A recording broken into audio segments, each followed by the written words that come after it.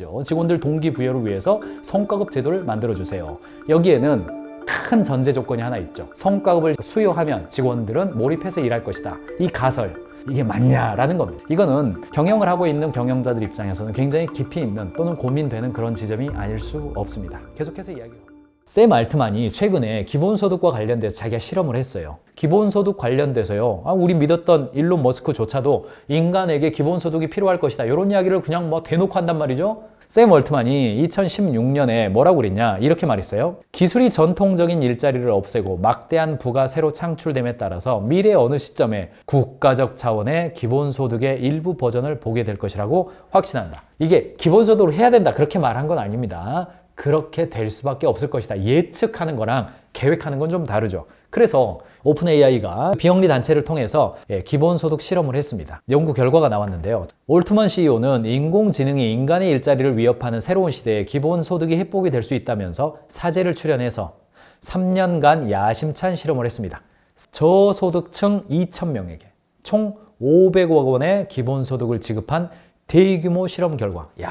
결과는 예상을 빗나갔다. 지난 7월, 2024년 7월입니다. 한두 달 전이죠. 보고서에 따르면 기본소득 수급자는 일하는 시간을 주 1.3시간을 줄였고 연소득이 1,500달러, 기본소득 제외했죠 당연히, 1,500달러가 감소했다. 기본소득이 들어가면 사람들이 경제활동을 보다 왕성하게 할 수 있는 마중물이 되어서 소득에 대한 열망과 상승 의지에 대한 열망이 늘어나서 이 사람들의 소득이 늘어나고 근로우지가 다양화되고 새로운 기회에 도전도 되고 기회 자체가 박탈되지 않기 때문에, 그래서 소득도 늘고 일도 더 열심히 하고 사회적 신분도 올라갈 거라고 예상했단 말이죠. 사회 전반을 건강하게 할 것이라는 기대 역시 근거 없는 것으로 파악되었다. 포럼 발표자로 나선 로즈 박사는 저마다 상황과 필요가 상이한 이들에게 같은 금액을 주면서 서로 다른 욕망을 효과적으로 충족하기는 어렵다. 기본소득이 AI 발전, 일자리 감소 대응책으로 효율적이지 않다는 점을 직접 확인해 주었다. 전반적인 지출은 증가했지만 늘어난 돈의 대부분은 식비와 임대료, 넓은 집, 맛있는 음식, 이거 먹는 데 사용했어요. 뭔가 투자하고 재생산 가능한 이 생산재에 투자하지 않았습니다. 쓰질 않았어요.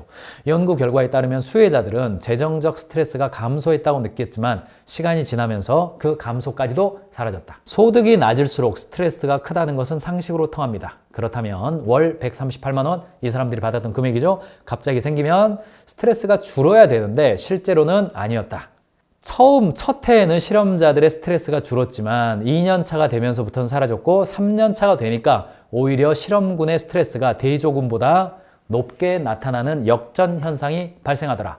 직원들에게 뭔가 어떤 상을 주고 보상을 해주면 직원들이 최선을 다하고 열심히 할 거라는 어떤 그런 기대. 그래서 저한테 질문하시죠. 직원들 동기부여를 위해서 성과급 제도를 만들어주세요. 여기에는 큰 전제 조건이 하나 있죠. 성과급을 수여하면 직원들은 몰입해서 일할 것이다. 이 가설, 이게 맞냐라는 겁니다. 이거는 경영을 하고 있는 경영자들 입장에서는 굉장히 깊이 있는 또는 고민되는 그런 지점이 아닐 수 없습니다. 복지에 관련돼서 직원들 선물 주고 경조사하고 이런 것과 관련돼서 저한테 많이 물어보시는데 그 중에 하나가 뭐냐면 사내복지몰 이용해 보셨습니까? 가인지 컨설팅 그룹 사내복지몰 있습니다. 저희 지원실에게 제가 엄청 그렇게 약간 고집을 부려가지고 그거 안 맞다고 그동안 이야기해 오셨잖아요. 저한테 항상 막 얘기를 했거든요. 그런데 제가 1년만 해봅시다. 왜냐하면 이거에 대한 경험이 우리에게 필요합니다.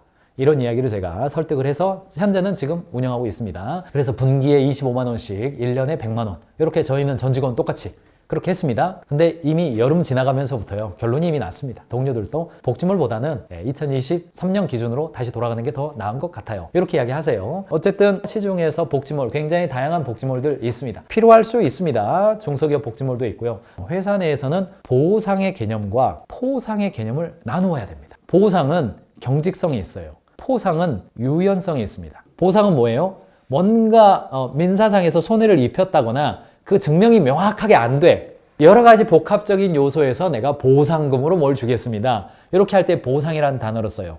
법률 용어는 배상과 보상의 개념이 이렇게 되어 있습니다. 그런데 조직에서는 배상이라는 단어는 조직 내에서는 안 쓰죠. 그러나 조직 내에서는 보상과 포상이 약간 그런 개념이에요. 자, 예를 들어보죠. 자, 1억이라고 하는 돈이 생겼어요. 올해 우리 열심히 일했습니다. 그래서 2025년도에 1억이라고 하는 예산을 직원들을 위해서 쓸 수가 있어요. 그렇다면 가장 경직적인 게 뭐예요? 그 1억이라고 하는 예산을 직원들 100명이 있으면 그 1억을 1인당 100만 원씩 기본급으로 쫙 뿌리면 됩니다. 그런데 문제는 뭐예요? 올해 1억이 생겨서 뿌려줬지만 내년도에 1억이 또 생깁니까? 그렇지 않죠. 그러니까 내년도에는 급여 인상에 대한 압박으로 다가오게 되는 거죠. 그러나 내년에도 더 생길 것 같으면 기본급으로 뿌릴 수 있어요. 그렇게 기본급으로 뿌리기보다는 뭔가 수당으로 주면 좋지 않을까? 아하, 성과 수당, 직책 수당, 어떤 뭐 도전 수당의 형태로 해서 직원들에게 줄 수 있습니다. 1인당 100만 원 줄 수도 있고 뭔가 일 더한 사람에게 줄 수도 있고 그렇게 되는 겁니다. 복지로 줄 수도 있겠죠. 아, 올해 1억이 생겼으니까 내년도에 교육 예산을 추가로 1억을 잡아가지고 부장급 이상은 해외 MBA 10명 보내주겠습니다. 그러면 그게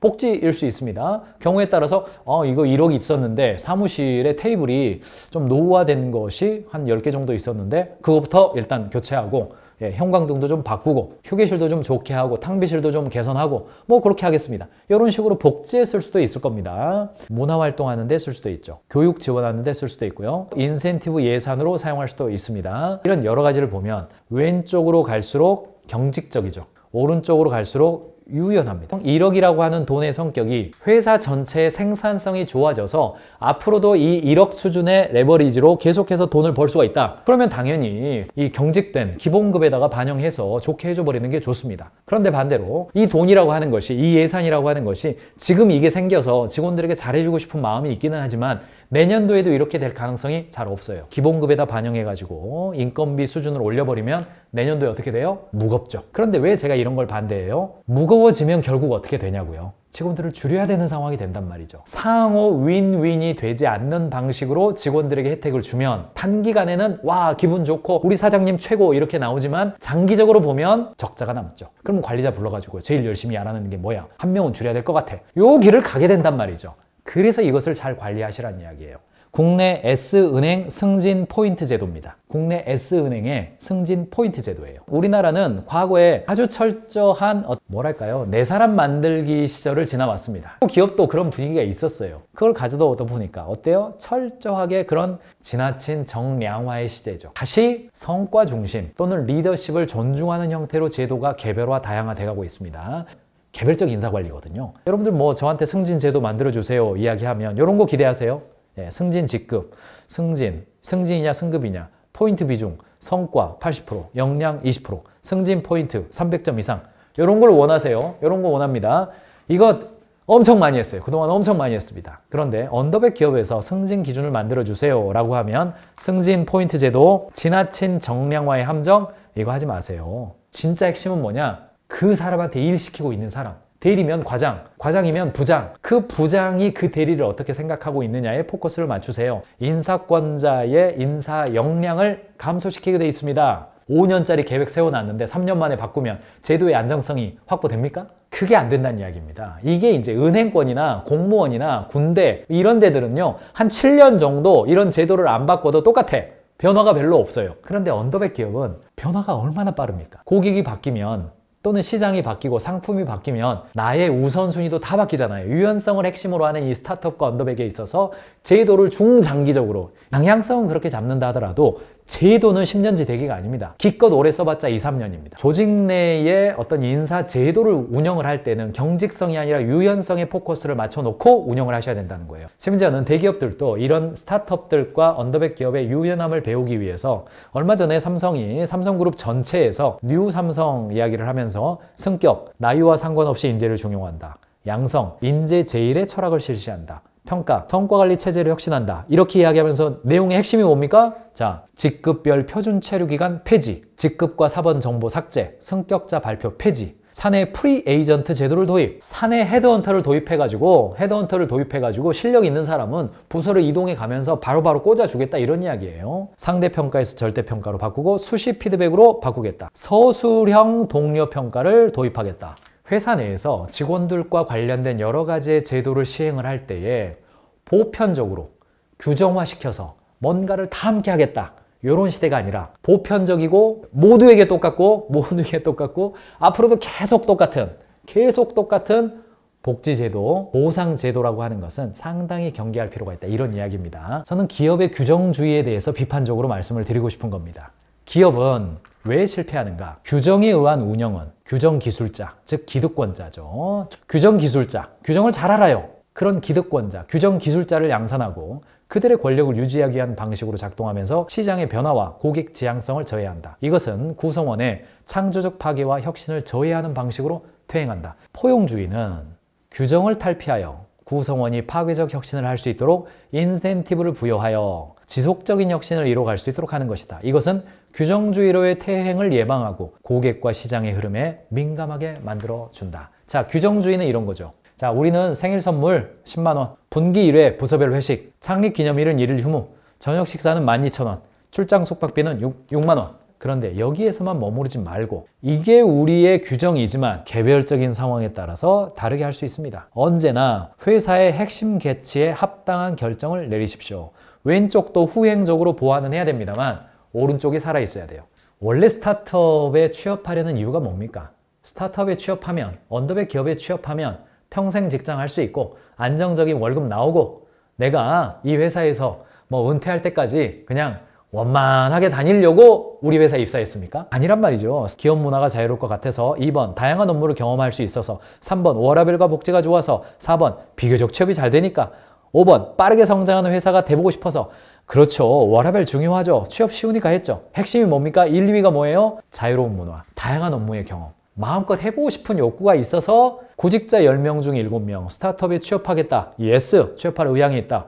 67.9%예요. 1번 기업 문화가 자유로울 것 같아서 2번 좋은 경력이 될 것 같아서 3번 동료들이 젊고 잘 맞을 것 같아서 4번 업무 권한이 넓어서 5번 사업 아이템이 흥미로워서 6번 입사가 쉬워서 7번 나중에 큰 보상을 받을 것 같아서 스타트업 취업하래요. 왜? 4가지가 있대요. 1번 빠른 의사결정이 있대요. 시장의 변화와 새로운 아이디어를 적용하는 빠른 의사결정이 있어서 스타트업 가서 일해봐라. 의사결정 빠르니까 팍팍팍 해볼 수 있다. 2번 자유로운 분위기가 있대요. 창의적으로 시도하고 직원 만족도가 높대요.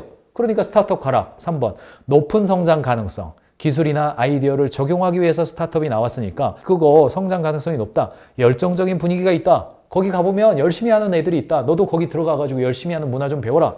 마지막 5번 높은 보상이 있대요. 스톡옵션, 회사의 주식을 어느 특정 시점에 구매할 수 있는 권리이죠. 그거 회사의 주식이 상장되거나 투자받으면 네가 가지고 있는 100만 원이 1억 될 수 있다. 2번 인센티브 제도 잘한다.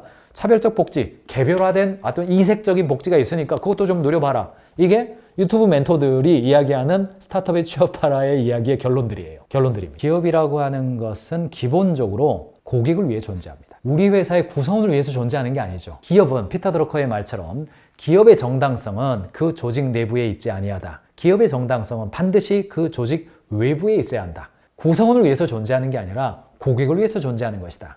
지구 자원을 쓰고 있을 뿐만 아니라 가장 소중한 자원인 인간 자원을 쓰고 있죠.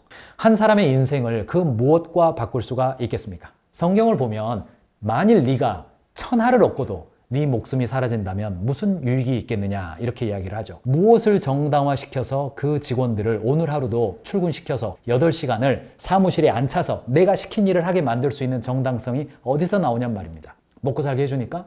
보상해주니까? 월급 주니까? 그게 아니란 이야기예요.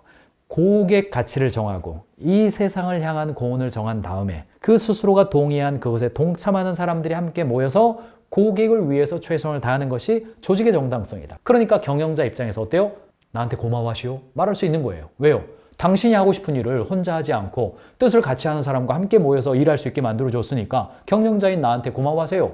왜 그래요? 월급 줘서가 아니라 당신의 인생 소중하게 만들고 한 번뿐인 인생 제대로 살게 도와줬으니까 나한테 고마워하세요. 이거죠. 그러니까 조직의 지향점이 뭐예요? 우리가 해결하고 싶은 세상에 어떤 특정한 문제가 있단 말이죠. 그걸 해결하기 위해서 모였으니까 핵심이 뭡니까? 조직 내부에 중심을 두는 게 아니라 조직 외부에 중심을 두고 조직 내부에는 뭘 둬요? 유연성입니다. 3가지 유연성이에요. 그 첫 번째, PMF라는 단어 최근에 쓰더군요. Product and Market Fit이라고 부르던데 상품 시장 적합성이라고 부르겠습니다. 언더백 기업은 우리가 가지고 있는 상품이 대중 시장에서 절대적으로 강자는 아닐 거예요. 계속해서 검증해 보면서 발전하는 겁니다. 그러니까 상품의 유연함이 있는 거예요. 스타트업은. 상품이 유연해. 우리가 4인용 상품을 주로 만들다가 1인용 상품으로 바뀌었어요. 그러면 당연히 조직도 바뀔 수밖에 없지 않겠습니까? 조직도 바뀌어요. 그러니까 상품 유연성이 곧 조직 유연성으로 옵니다. 경직된 조직, 기능으로 딱 짜가지고 뭐 하나 상품 만들려고 그러면 기존 조직은 하나도 못 건드리고 새로운 조직 만들어서 해야만 하는 그런 조직이 되면 생산성이 비효율적이 돼가지고 어떻게 신규 사업할 수 있겠습니까? 기존 조직이 기존에 하고 있던 일을 줄이면서 새로운 일을 할 수 있도록 조직 유연성이 있어야죠. 작년에 했던 일은 한 30%만 하고 올해 새로운 일을 한 70% 할 수 있는 기능 중심으로 갔다가 상품 중심으로 갔다가 여러 가지 이동이 돼야죠. 그러니까 당연히 제도의 유연성이 확보돼야 되는 겁니다. 복지몰 제도 운영을 했어요. 올해 1000포인트씩 줬어요.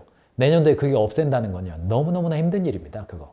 제도의 유연성, 즉 개별화 인재 경영의 방향으로 가시기 바랍니다. 이 일을 해결할 수 있는 제도를 만들어라. 이런 식으로 자꾸 규정 기술자, 제도 기술자들에게 의존하지 마시고 실제로 들여다 봐서 사람이 관련된 거면 그 사람을 보세요. 그 사람을. 뭐가 힘들고 감정이 어떤 상태고 뭘 좋아하고 어떤 라이프 스타일을 가졌는지 보세요. 그리고 그 사람한테 딱 맞는 거 해주세요. 그리고 그걸 계속 확장시켜 가시면 됩니다.